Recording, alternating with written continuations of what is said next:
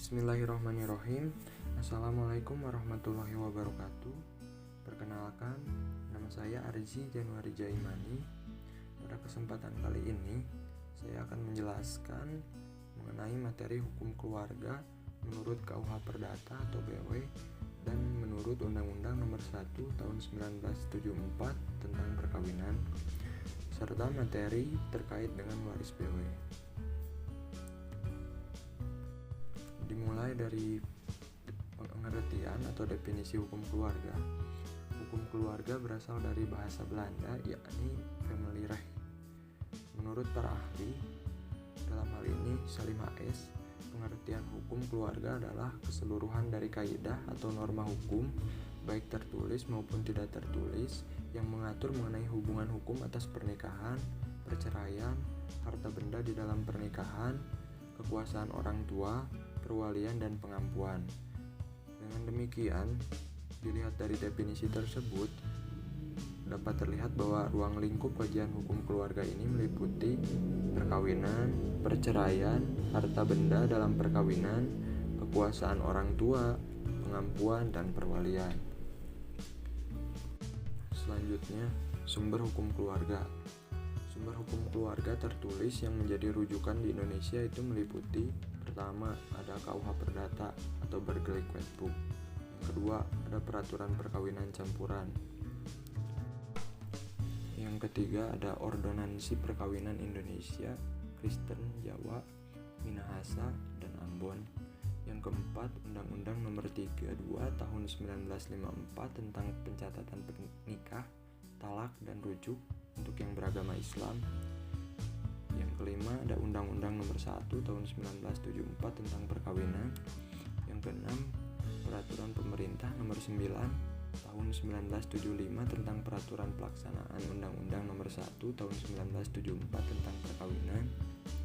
Yang ketujuh, ada Peraturan Pemerintah Nomor 10 Tahun 1983 Yungto Peraturan Pemerintah Nomor 45 Tahun 1990 tentang izin perkawinan dan perceraian bagi pegawai negeri sipil. Dan yang terakhir, yang kedelapan, ada Inpres atau Instruksi Presiden Nomor 1 Tahun 1991 tentang kompilasi hukum Islam di Indonesia yang berlaku bagi orang-orang yang beragama Islam saja. Yang selanjutnya masuk pada hukum perkawinan. Pada kali ini dapat terlihat definisi perkawinan menurut KUH Perdata dan definisi perkawinan menurut Undang-Undang Nomor 1 Tahun 1974 tentang perkawinan. Menurut KUH Perdata, sebetulnya KUH Perdata ini tidak memberikan pengertian mengenai perkawinan. Akan tetapi KUH Perdata memandang perkawinan hanya dari hubungan keperdataannya saja. Berbeda halnya dengan Undang-Undang Nomor 1 Tahun 1974 yang mendefinisikan bahwa perkawinan ialah ikatan lahir batin antara seorang pria dengan seorang wanita sebagai suami istri dengan tujuan berkeluarga atau rumah tangga yang bahagia, kekal, berdasarkan ketuhanan yang Maha Esa. Dapat terlihat dari definisi tersebut, terdapat perbedaan antara KUH Perdata dengan Undang-Undang Nomor 1 Tahun 1974, di mana KUH Perdata hanya memandang dari hubungan keperdataannya saja, sedangkan Undang-Undang Nomor 1 Tahun 1974 ini memandang atau melihat dari ikatan batiniahnya juga. Yang selanjutnya, syarat sahnya perkawinan. Dalam KUH Perdata atau BW, di dalam pasal 26 disebutkan bahwa undang-undang memandang soal perkawinan hanya dalam hubungan-hubungan perdatanya saja. Berbeda dengan Undang-Undang Nomor 1 Tahun 1974. Di dalam pasal 2 ayat 1 disebutkan bahwa perkawinan adalah sah apabila dilakukan menurut hukum masing-masing agamanya dan kepercayaannya itu. Lanjut pada syarat-syarat perkawinan dalam KUH Perdata atau BW Burgerlijk Wetboek. Di dalam BW terdapat syarat material mutlak, syarat material relatif, serta syarat formal. Syarat material mutlak itu meliputi monogami pada pasal 27, konsensual calon pengantin pada pasal 28, terpenuhi batas umur minimal kawin terdapat pada pasal 29, habisnya masa idah pasal 34, izin dari wali bagi yang belum dewasa pasal 35 sampai pasal 49. Kemudian syarat materi relatif meliputi larangan kawin dengan orang yang sangat dekat dalam kekeluargaan, sedarah karena perkawinan, itu diatur pada pasal 30. Kemudian larangan kawin karena perzinahan atau zina pasal 32. Kemudian larangan kawin untuk memperbaharui perkawinan setelah adanya perceraian jika belum lewat masa 1 tahun pasal 33. Kemudian syarat formal meliputi pertama pemberitahuan tentang maksud kawin dan pengumuman maksud kawin pada pasal 50 sampai 51. Kemudian syarat-syarat yang harus dipenuhi bersamaan dengan berlangsungnya perkawinan itu diatur pada pasal 59 hingga pasal 70. Kemudian syarat-syarat perkawinan menurut Undang-Undang Nomor 1 Tahun 1974. Di dalam Undang-Undang Nomor 1 Tahun 1974 ini terdapat 2 syarat. Yang pertama syarat intern atau internal, yang kedua syarat eksternal. Dalam syarat internal meliputi persetujuan kedua belah pihak. Kemudian izin dari kedua orang tua apabila belum mencapai umur 21 tahun. Kemudian pria berumur 19 tahun dan wanita berumur 16 tahun. Kemudian habisnya masa idah karena perceraian 90 hari atau karena kematian 130 hari. Itu syarat internalnya. Kemudian syarat eksternal meliputi pertama mengajukan laporan ke pegawai pencatat nikah, talak dan rujuk. Kemudian mengadakan pengumuman yang ditandatangani oleh pegawai pencatat. Itu diatur pada pasal 2 ayat 2 Undang-Undang Nomor 1 Tahun 1974. Lanjut sekarang materi mengenai asas-asas perkawinan. Di dalam KUH Perdata atau BW Burgerlijk Wetboek terdapat 4 asas, yakni asas monogami pasal 27 BW, asas konsensual pasal 28, asas tak proporsional pasal 109 BW, asas persatuan bulat pasal 119 BW. Kemudian dalam Undang-Undang Nomor 1 Tahun 1974, asas monogami dan poligami pasal 3, asas konsensual pasal 6, asas proporsional pasal 31, asas harta bersama dan pribadi pasal 35. Di dalam slide ini kita dapat lihat bersama bahwa di dalam KUH Perdata atau BW dengan Undang-Undang Nomor 1 Tahun 1974 terdapat perbedaan mengenai asas-asas perkawinan ini, di mana KUH Perdata atau BW tidak mengatur terkait dengan poligami. Itu yang pertama.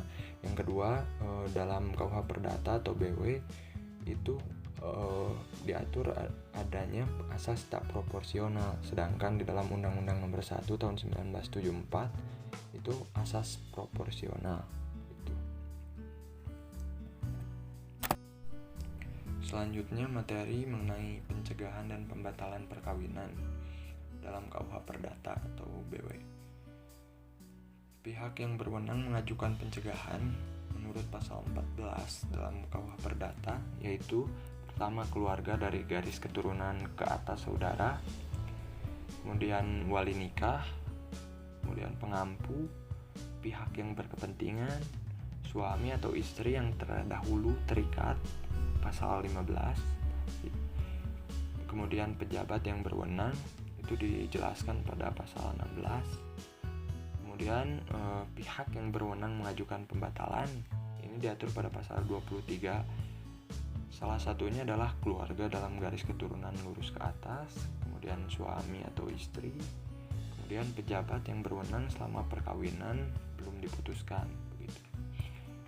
Lanjut pada pencegahan dan pembatalan perkawinan menurut Undang-Undang Nomor 1 Tahun 1974. Pencegahan atau pembatalan adalah upaya untuk merintangi atau menghalangi perkawinan yang tidak memenuhi syarat untuk melangsungkannya perkawinan. Begitu. Pada pasal 61 hingga pasal 65 dijelaskan alasan-alasan pencegahan. Isinya adalah tidak mengindahkan izin orang tua, kemudian belum mencapainya usia 30 tahun, kemudian salah satu pihak di bawah pengampuan karena kurang akal, kemudian salah satu pihak tidak memenuhi syarat untuk melangsungkannya perkawinan, kemudian tidak ada pengumuman perkawinan tiba-tiba. Kemudian pihak yang berwenang mengajukan pencegahan, pertama bapak atau ibunya, kemudian kakek atau nenek, kemudian paman atau bibi, wali atau wali pengawas, pengampu atau pengampu pengawas, kemudian saudara laki-laki atau saudara perempuan, suami terhadap calon mantan istrinya, dan yang terakhir kejaksaan. Kemudian pihak yang berwenang mengajukan pembatalan, yakni suami atau istri yang terdahulu terikat, kemudian keluarga dalam garis lurus ke atas, kemudian kejaksaan, dan setiap orang yang memiliki kepentingan dalam konteksnya perkawinan itu.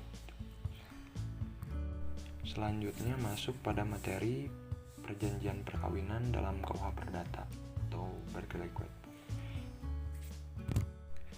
Dilihat dari definisinya, perjanjian perkawinan adalah perjanjian yang dibuat calon pasangan suami istri sebelum atau pada saat melangsungkan perkawinan, yang mana tujuannya adalah untuk mengatur akibat perkawinan harta kekayaan mereka.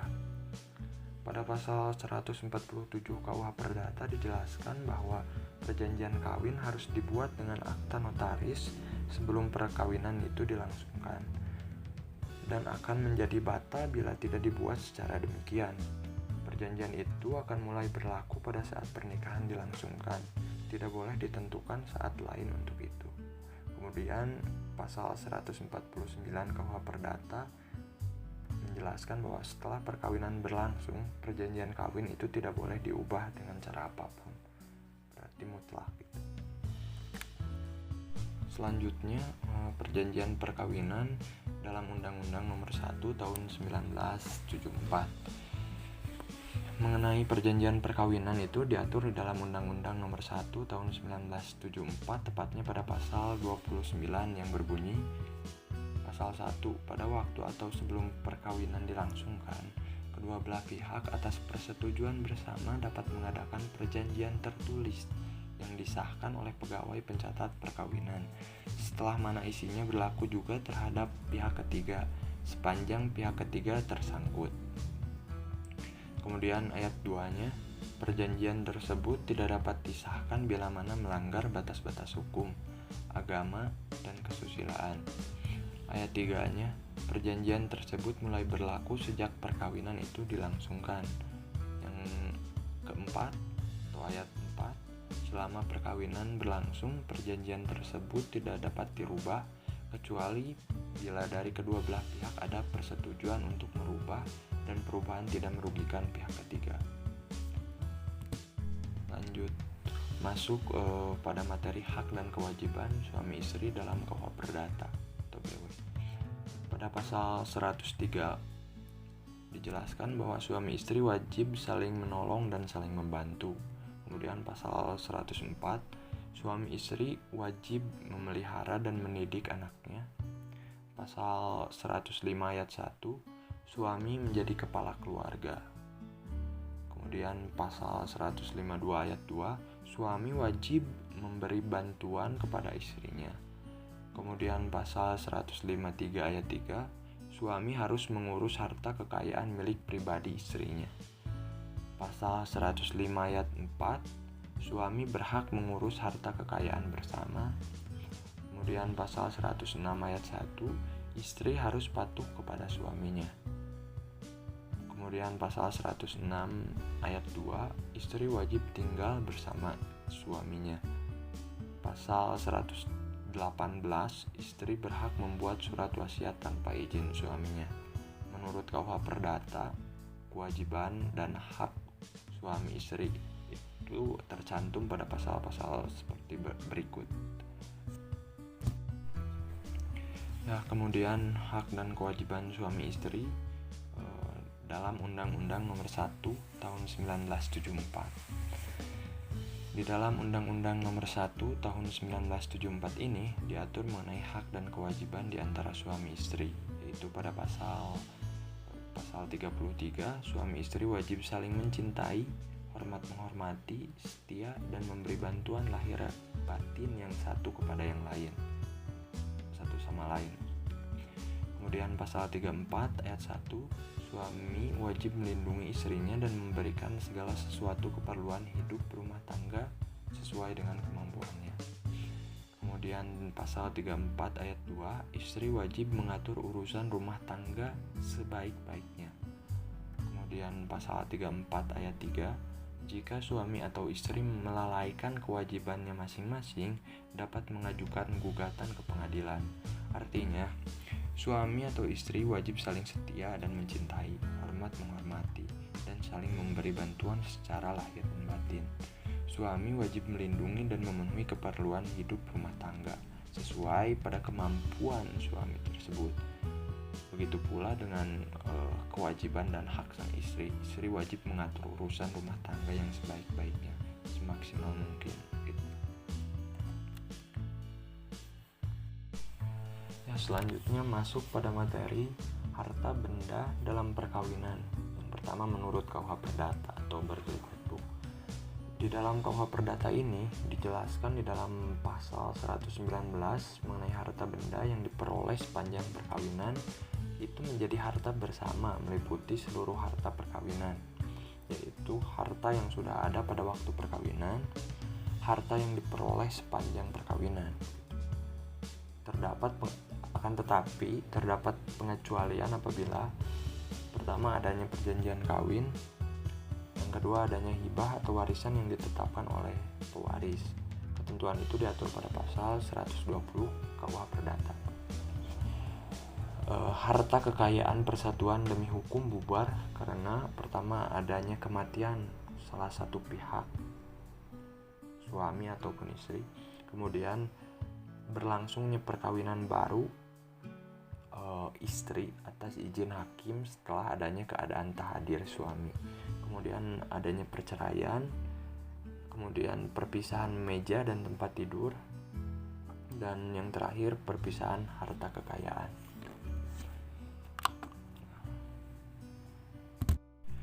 Kemudian harta benda dalam perkawinan menurut Undang-Undang Nomor 1 Tahun 1974. Di dalam Undang-Undang Perkawinan ini, harta benda dalam perkawinan dibagi menjadi dua jenis, yaitu pertama harta bawaan, kedua harta bersama. Harta bawaan menurut pasal 35 Undang-Undang Nomor 1 Tahun 74 ini dijelaskan bahwa harta bawaan berada di bawah penguasaan masing-masing sepanjang para pihak tidak menentukan lain. Pembagian tersebut akan secara otomatis terjadi kecuali diperjanjikan sebelumnya yang disebut dengan perjanjian kawin yang tadi dijelaskan gitu. Hal tersebut diatur pada pasal 29 Undang-Undang Nomor 1 Tahun 1974. Kemudian harta bersama. Harta bersama adalah harta yang diperoleh selama perkawinan, sedangkan harta bawaan dari masing-masing suami dan istri dan harta benda yang diperoleh masing-masing sebagai hadiah atau warisan. Jadi harta bersama ini adalah harta yang diperoleh selama perkawinan gitu. Selanjutnya materi mengenai putusnya perkawinan. Dalam KUH Perdata atau BW, putusnya perkawinan diakibatkan karena pertama kematian, yang kedua kepergian suami atau istri selama 10 tahun dan diikuti dengan perkawinan baru dengan orang lain. Kemudian adanya putusan hakim setelah adanya perpisahan meja makan dan tempat tidur selama 5 tahun. Dan yang terakhir adanya perceraian gitu. Ketentuan tersebut diatur pada pasal 199 berkelik Wetbook. putusnya perkawinan menurut Undang-Undang Nomor 1 Tahun 1974 diatur pada pasal 38 perkawinan dapat putus karena pertama karena kematian, kedua karena perceraian, dan yang ketiga atas keputusan pengadilan. Yang selanjutnya, kedudukan anak di dalam KUH Perdata. Di dalam pasal 250 KUH Perdata berbunyi anak yang dilahirkan atau dibesarkan selama perkawinan memperoleh si suami sebagai bapaknya. Artinya bahwa anak yang dilahirkan di dalam suatu perkawinan itu merupakan definisi dari anak yang sah gitu. Yang kedua, anak yang lahir di luar perkawinan. Anak yang lahir di luar perkawinan tetapi diakui oleh seorang ayah atau seorang ibunya atau diakui oleh ayah dan ibu keduanya. Itu definisi dari anak yang lahir di luar perkawinan.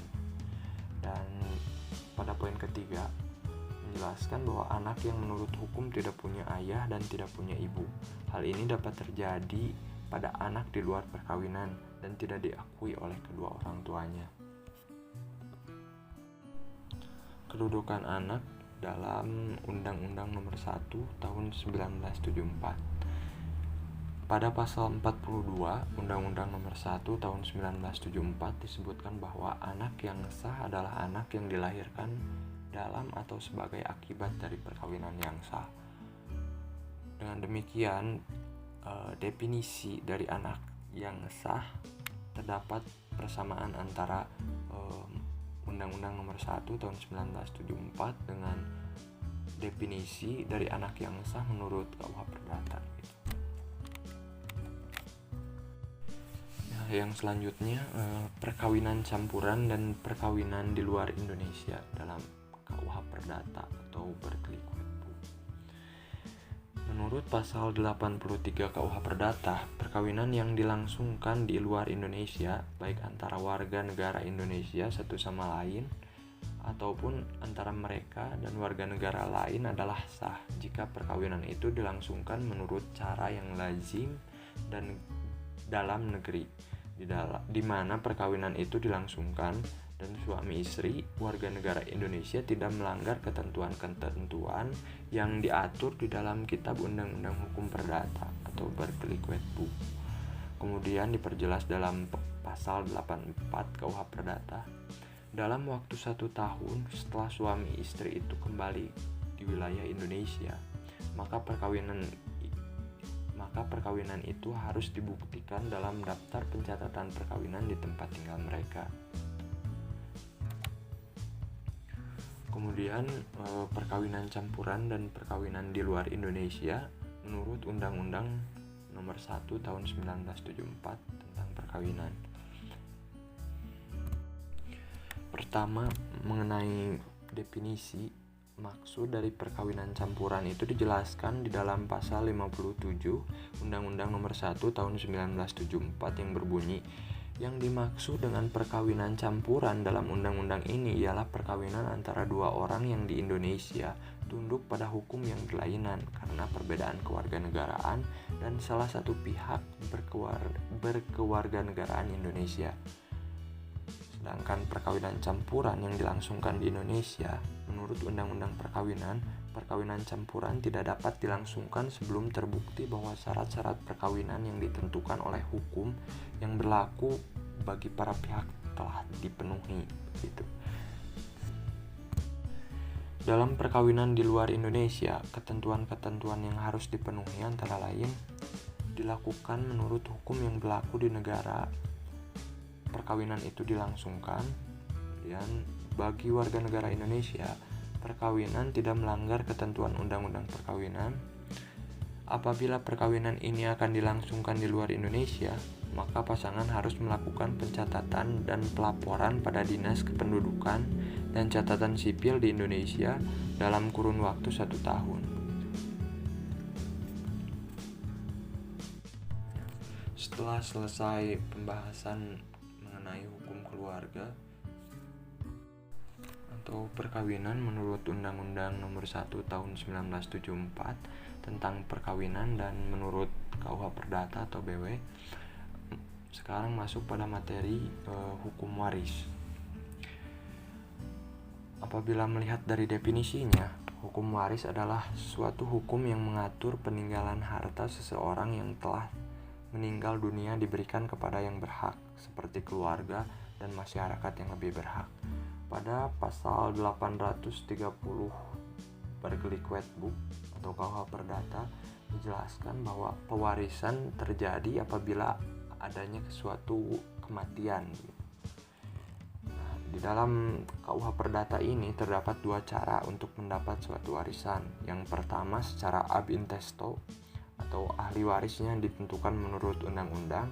Hal itu diatur pada pasal 832 KUH Perdata. Kemudian yang kedua secara testamenter atau ahli waris karena ditunjuk dalam surat wasiat atau testamen begitu. Hal tersebut diatur pada pasal 899 KUH Perdata. Kemudian pembahasan mengenai mewaris langsung dan mewaris mengganti. Di dalam hal mewaris menurut undang-undang dibedakan menjadi dua, yakni mewaris langsung dan mewaris tidak langsung atau mengganti. Apa sih mewaris langsung itu? Mewaris langsung ialah orang itu mewaris dalam kedudukan sebagai ahli waris langsung karena dirinya. Itu beda hal dengan mewaris tidak langsung atau mewaris karena pergantian atau mengganti. Mewaris mengganti ialah mewaris untuk orang yang sudah meninggal terlebih dahulu daripada si pewaris.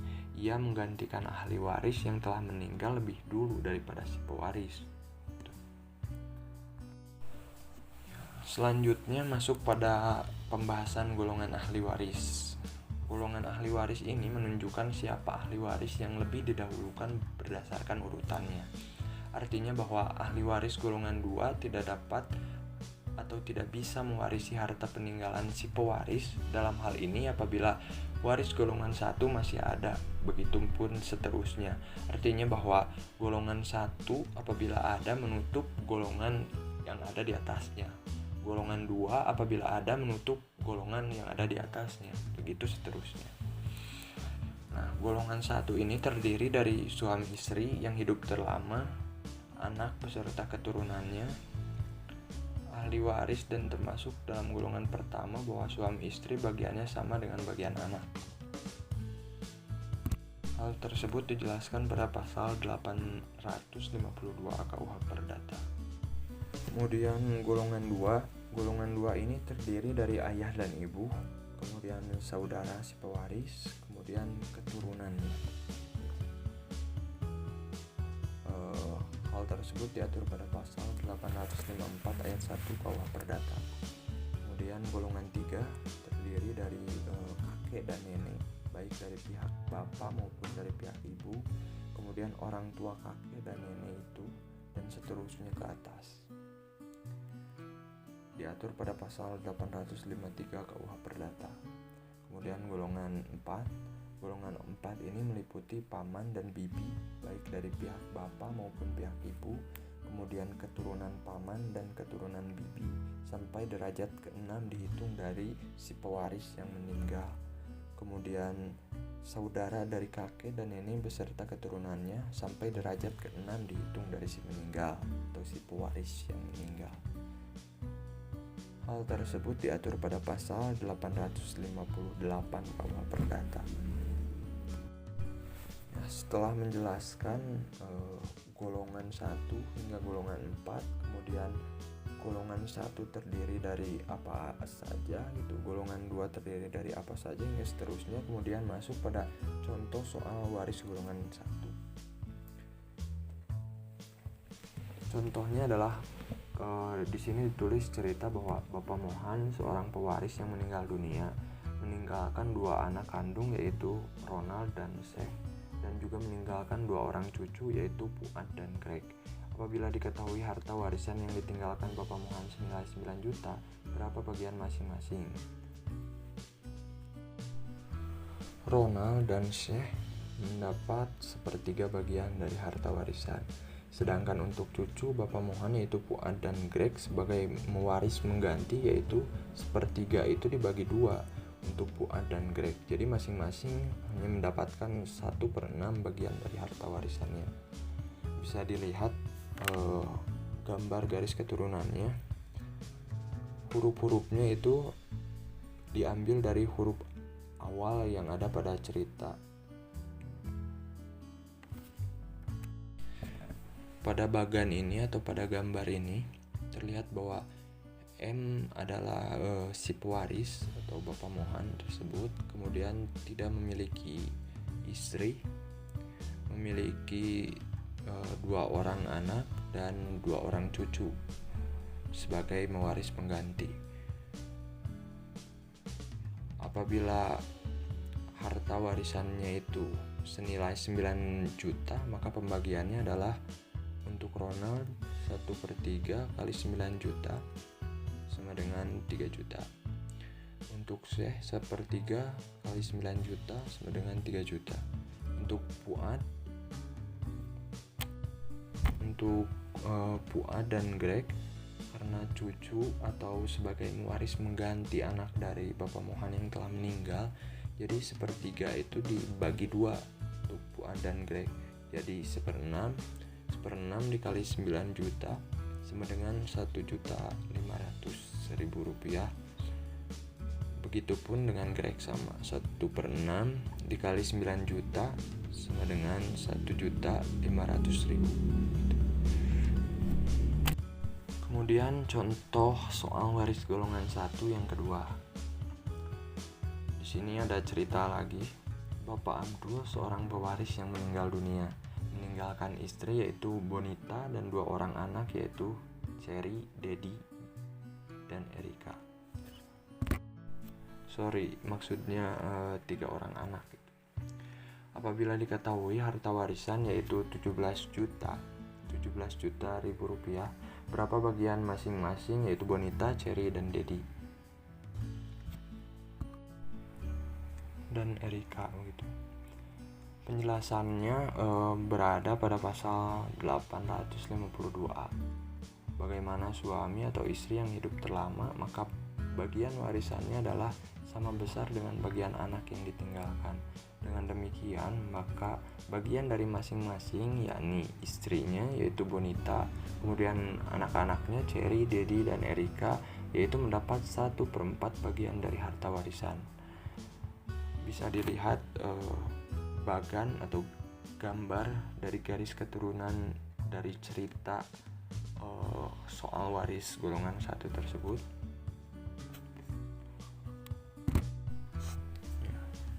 Jadi pembagiannya adalah untuk Bonita 1/4 dikali 17 juta nominal harta yang akan diwariskan atau harta warisan tersebut. 1/4 dikali 17 juta sama dengan 4.250.000.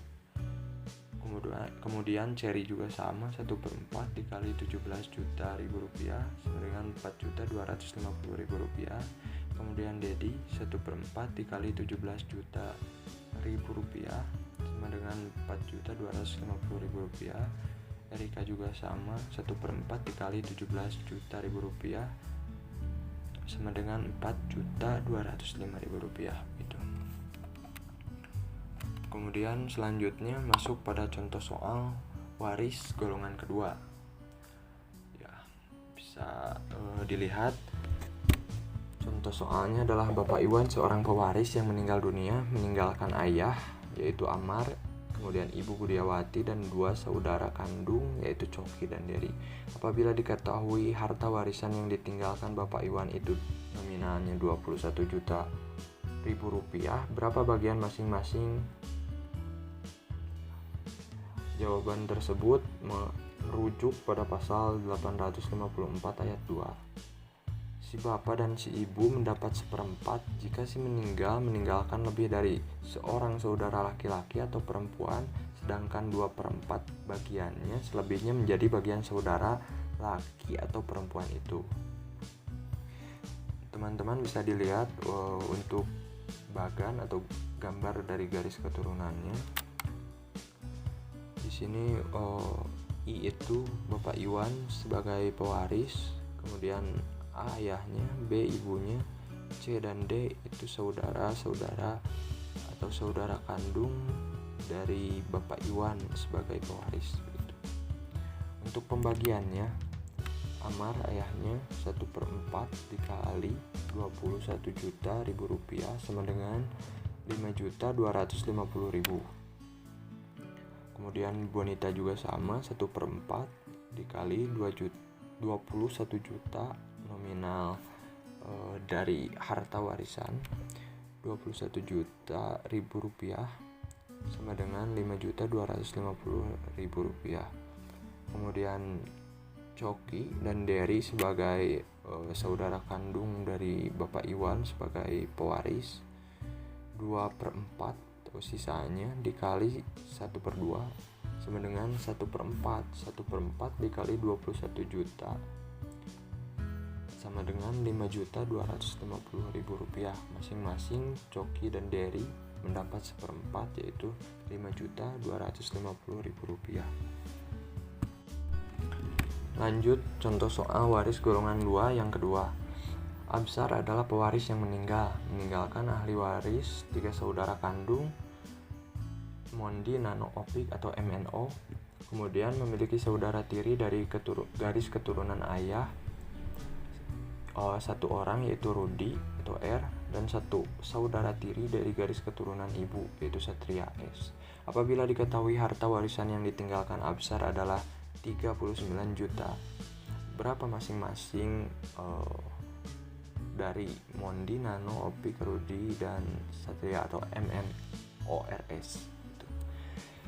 Jawaban tersebut merujuk pada pasal 857, yang mana pembagian warisan dibagi menjadi 2 bagian, setengah untuk garis keturunan ayah termasuk saudara kandung yakni Rudi, Mondi, Nano, Opik, dan setengah lagi untuk garis keturunan ibu termasuk saudara kandung juga yakni SMNO atau Satria, Mondi, Nano, Opik.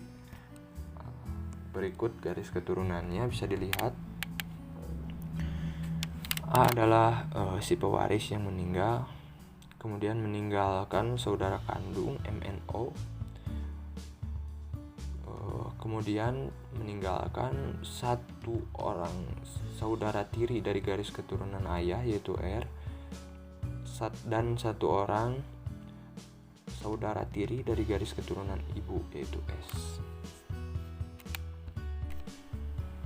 Untuk pembagiannya, jadi saudara dari garis keturunan ayah mendapat setengah dikali 1/4 sama dengan 1/8. Kemudian saudara dari garis keturunan ibu sama juga setengah atau 1/2 dikali 1/4 sama dengan 1/8. Saudara kandung 1/8 dari garis ayah plus 1/8 dari garis ibu sama dengan 2/8 sama dengan 1/4 gitu.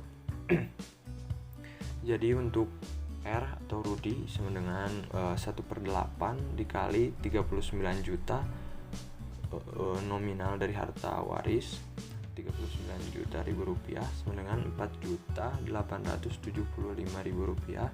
Untuk M 1/4 kali 39 juta ribu rupiah sama dengan 9.750.000 rupiah.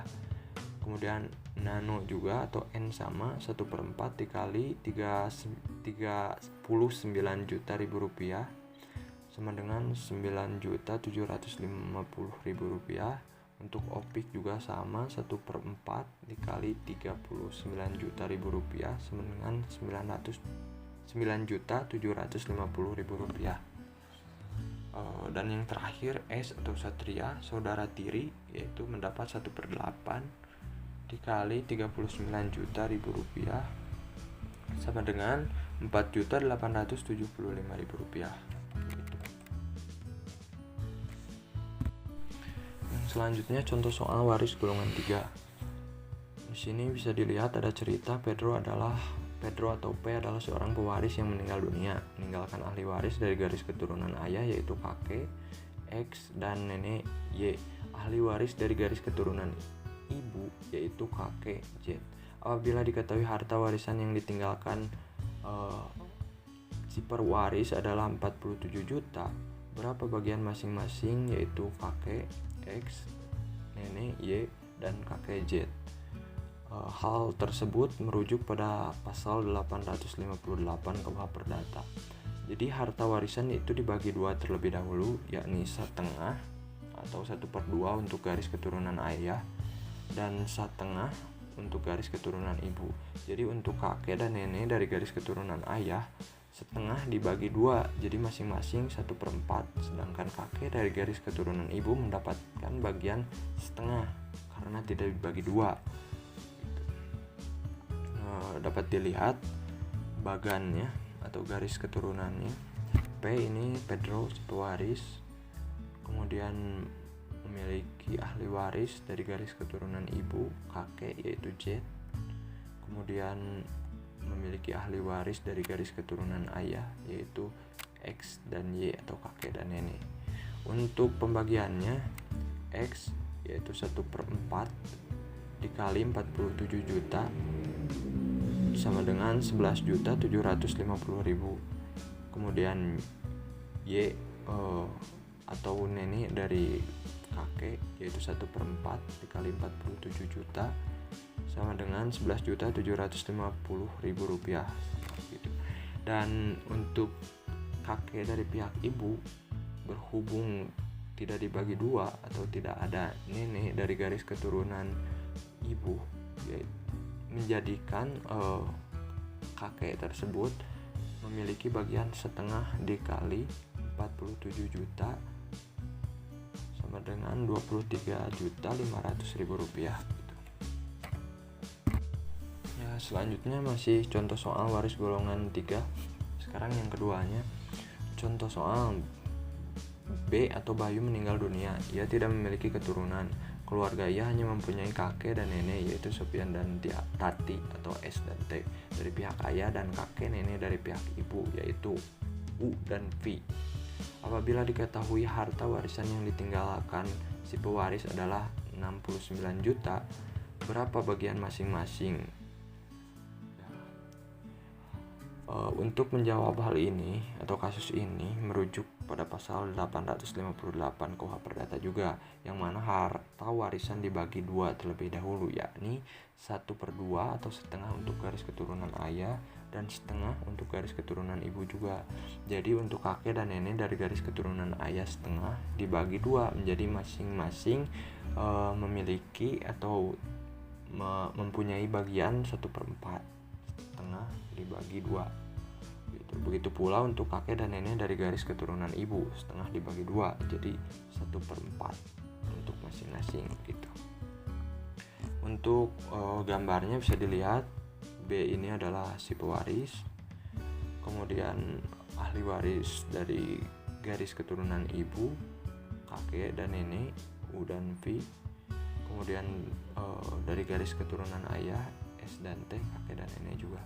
Untuk pembagiannya adalah untuk kakek dari pihak ayah atau S Sofian 1/2 dikali 1/2 bagi 2 sama dengan 1/4 dikali 69 juta sama dengan 17.250.000 rupiah. Untuk nenek juga sama, 1/2 dikali 1/2 sama dengan 1/4 dikali 69 juta sama dengan 17.250.000 rupiah. Begitu pula bagian dari kakek dan nenek dari garis keturunan ibu sama gitu. Lanjut pada contoh soal waris golongan 4. Pada kasus ini pewaris meninggal dunia, meninggalkan ahli waris yaitu saudara dari ayah yaitu K dan L atau Kale dan Luna, dan meninggalkan ahli waris saudara dari ibu yaitu M dan N. Apabila diketahui harta warisan yang ditinggalkan pewaris atau jama adalah 770 juta rupiah, berapa bagian masing-masing? Pertama, perhatikan dulu bagan atau gambar dari garis keturunan. J ini si pewaris yang meninggal dunia, kemudian memiliki ahli waris dari garis keturunan ayah KL sebagai saudara dari ayahnya. Begitupun dari garis keturunan ibu memiliki ahli waris M dan N sebagai saudara dari ibu yang telah meninggal. Untuk pembagiannya sama seperti kasus sebelumnya, ini merujuk pada pasal 858 KUH Perdata. Jadi harta warisan itu dibagi dua terlebih dahulu, setengah untuk garis keturunan ayah, kemudian setengah untuk garis keturunan ibu gitu. Untuk saudara dari ayah berarti setengah atau 1/2 itu dibagi dua, jadi masing-masing 1/4. Begitu pula dari garis keturunan ibu, M dan N mendapat setengah dibagi dua menjadi 1/4 begitu.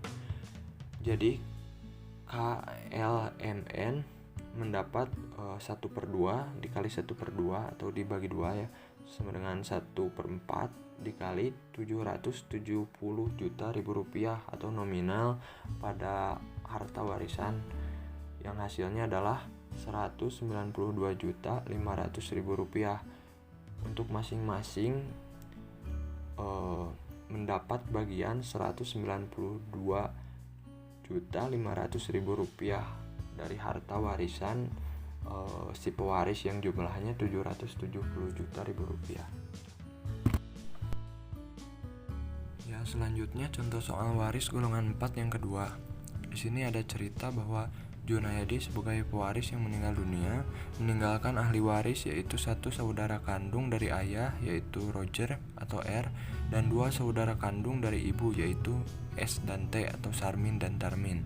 Apabila diketahui harta warisan yang ditinggalkan Junayadi adalah 825 juta rupiah, berapa bagian masing-masing?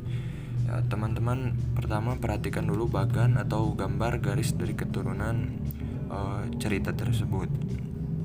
Di sini ada J sebagai pewaris yang meninggal dunia, meninggalkan satu ahli waris dari garis keturunan ayah yaitu saudara kandungnya, yaitu R, dan meninggalkan dua ahli waris dari garis keturunan ibu yaitu saudara ibu. Di situ terlihat ada S dan T gitu. Untuk menjawab pembagian dari cerita contoh soal waris ini perlu merujuk pada pasal 858 KUH Perdata, yang mana harta warisan terlebih dahulu dibagi dua, yakni 1/2 atau setengah untuk garis keturunan ayah dan 1/2 atau setengah untuk garis keturunan ibu. Jadi pembagiannya untuk R atau Roger saudara dari ayah mendapat setengah karena merupakan saudara yang tunggal. Sedangkan untuk Sarmin atau S dan T pada garis keturunan ibu atau saudara ibu mendapat bagian yaitu 1/2 dibagi dua, jadi masing-masing mendapat 1/4 bagian. Jadi pembagian untuk R atau Roger 1/2 atau setengah dikali 825 juta rupiah sama dengan 412.500.000 rupiah. Kemudian Sarimin 1/2 dikali 1/2 sama dengan 1/4 dikali 825 juta rupiah sama dengan 206.250.000 rupiah. Kemudian Tarmin atau T juga sama, yaitu 1/2 dikali 1/2 sama dengan 1/4 dikali 825 juta rupiah sama dengan 206.250.000 rupiah. Sekian presentasi dari saya. Terima kasih kepada teman-teman yang telah menyimak dari awal hingga akhir. Semoga bermanfaat bagi kita semua. Dan mohon maaf bila masih terdapat banyak kesalahan. Wabillahi taufiq wal hidayah. Wassalamualaikum warahmatullahi wabarakatuh.